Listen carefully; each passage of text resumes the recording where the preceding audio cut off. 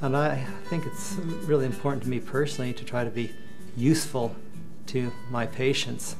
And I think the best way to be useful to patients, or the surest way to be useful, is to try to provide them the care you would want for your family under similar circumstances.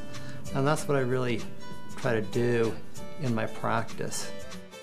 And so we take that philosophy of education, knowledge, superb skills, and non-entrepreneurial approach to medicine, and then we try to bring that into the office or to the bedside when we see patients, and we analyze their situation, try to get to know what's really troubling them. How disruptive is this condition to the patient's life?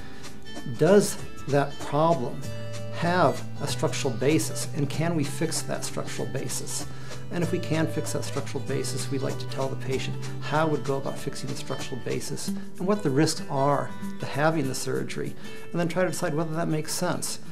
We're not experts in conservative care, but we know a lot about it so that we can try to refer patients for other options if we think surgery is inappropriate.